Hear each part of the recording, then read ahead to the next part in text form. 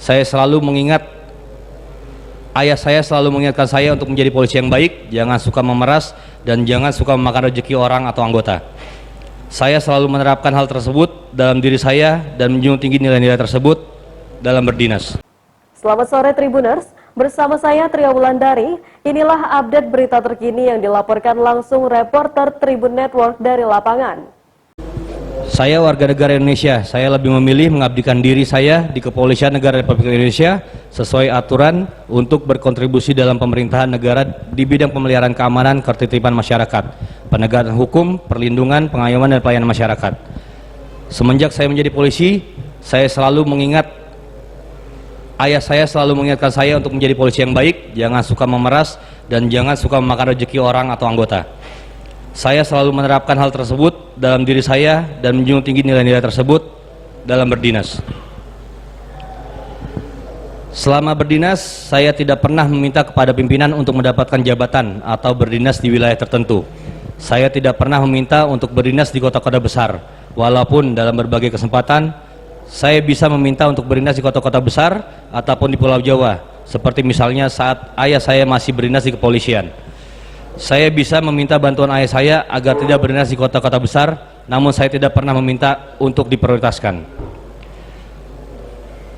Saya mulai berdinas menjadi polisi sejak tahun 2006 dan saya ditempatkan pertama kali di Polda Sumatera Barat kurang lebih selama 80 tahun. Selama di Sumatera Barat saya berdinas di Polres Payakumbuh, Polres Bukit Tinggi, dan Polres 50 Kota.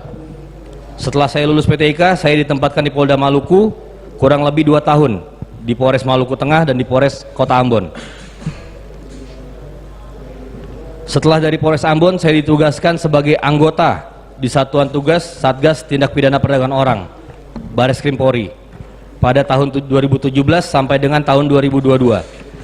Dan selama periode tersebut, saya banyak mendapatkan penghargaan terkait pengungkapan tindak pidana perdagangan orang, antara lain dari Kementerian Pemberdayaan Perempuan dan Anak, Kementerian Perhubungan, Kementerian Luar Negeri, dan lain sebagainya. Selanjutnya, setelah lulus sekolah, saya ditempatkan di Divisi Profesi dan Pengamanan di Propam-Polri. Saya bisa berdinas di Jakarta karena saya memohon kepada institusi sehubungan pada saat itu anak saya sedang sakit keras dan harus mendapatkan perawatan medis yang intens, yang tidak ada di tempat lain selain di Jakarta.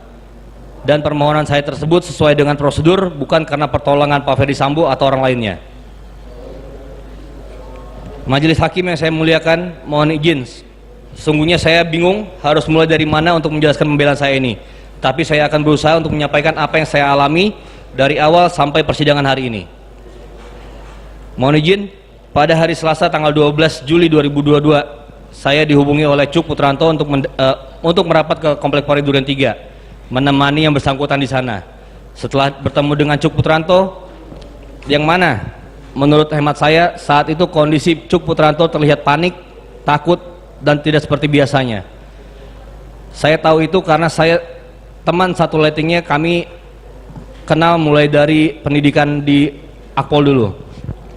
Karena saya tidak tega melihat kondisi teman satu angkatan saya seperti itu, saya tidak berpikir panjang saat diminta untuk melihat dan mengcopy CCTV dari DVR yang saat itu saya belum tahu berasal dari mana.